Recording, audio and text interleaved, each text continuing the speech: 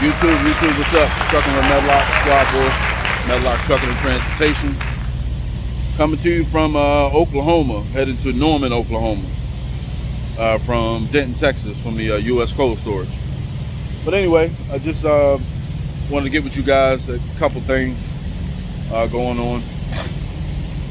Frustrating couple days with loads and stuff like that. Ran into another issue with Albert's Organic Unify from South Carolina. Now I'm dealing with it in Texas. So basically had an appointment time for 11 p.m. yesterday evening. I get there, check in 9:50.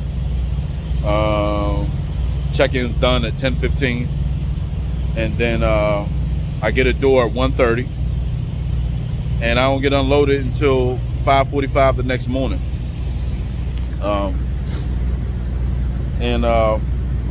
You know, one thing I don't get is why do you book loads or why do you schedule appointment times when you don't have the staff to handle the appointments? Like, that's something I don't understand. And then when the load is done, the lady gonna rush me to get the lumper fee paid and said, well, hey, we're getting ready to close and you won't be able to get your paperwork until 8 the next day. And I was like, what? So yeah, that was frustrating. What else we got?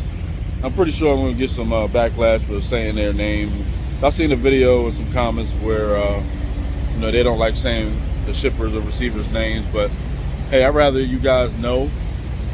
And if it's loud, I apologize.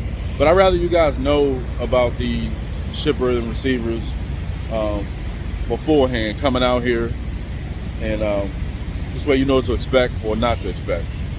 And following the appointment times is something that you can damn sure bet your money on that you will be running late. Now, I understand that that's trucking. It's not me, you know, bitching and complaining. It's just an experience I'm sharing with y'all. And it's coincidentally, it was the same place that I ran over that boulder in South Carolina. But this time it's in Texas. I didn't hit anything, so trying to figure out which way to look on this damn thing. But anyway, so I'm sleeping here at the Loves, and I get a call from my fleet manager. Say, hey, your reefer is running high. So, you know, I'm checking my phone, checking the Qualcomm, no messages, no alarms, no codes or nothing like that. And I remember the last time I had this issue, they said to call Road Assist, and they walked me through some steps to manually defrost. So I wanted to put that out there too. So my temp was running high. It was a preloaded trailer, so it's not like the reefer was running while I was getting loaded or anything like that. I was late to this appointment, obviously, because I was late getting out of Unify this morning. But so the reefer's been running, I guess, since, you know, 5 this morning. I didn't pick this up until almost 11. Goes to show you how late I was. Again, not late because of me. So, but anyway, I get out, I do a manual defrost. So you guys, if you're running into reefer issues with temps, there's a big defrost button on there. And again, I'm learning from experience, because in my TNT, I wasn't taught that. So there's a big defrost button. You hit it, it's a manual defrost. The guy that walked me through it on Road Assist, I forgot his name, but he was very helpful, explained it, broke it down, and gave me the reasons as to why, explained it, made total sense to me. So now it's like when I see that code or I have temp issues, the first thing I'm gonna do is a manual defrost. You wanna do 3 cycles of manual defrost, 15 minutes in between each cycle, about 10 to 15 minutes in between each cycle. What you wanna look for in the defrost is you have 2 black tubes on each side of your reefer, roughly underneath, like in between your glad hands. So you'll see them. You want to look for the water draining. If that water's not draining, then you have another issue. A lot of times, especially out here in this heat, when you do get loaded, they like to load the trailers with the reefer running.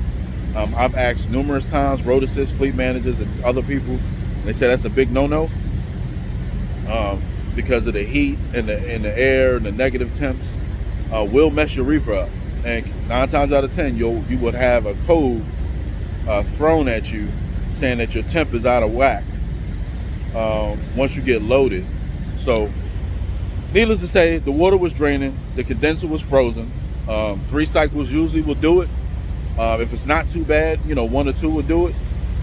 But I got it done. The temp was reading when he called me. The temp was reading at 36, and it was supposed to be negative 10. So when I actually got out, got down, took a look at the screen, it went up to 39. And so I did my defrost. It started dropping. By the time I did my 3rd defrost, it really started dropping. And I think now it's probably down to negative 1 or 2 or 3 or something like that. So yeah, that's something I want to share with you guys. You don't have to panic when you get these temperature readings or codes thrown at you, or no codes but a phone call saying that your temp is out of whack. So other than that, try to take my ass back to sleep, get up. Load is due at 3, but I'm gonna try to get this. I think they start taking appointments at 6, so I'm gonna try to get there 6, 7, 8ish and get unloaded. So try to get something else, you know what I mean? But anyway, I appreciate y'all liking and subscribing the page. I talked to 2 people already. I appreciate you coming to Prime using my driver code MEDLOA. If you want to come to Prime, my videos will help you. Again, MEDLOA. And yeah, that is it. I know it seems like I'm wide awake. I was sleeping good, but I had to get up and look right for the camera. When it's time to work, it's time to work. Anyway, y'all be safe and keep that rubber side down.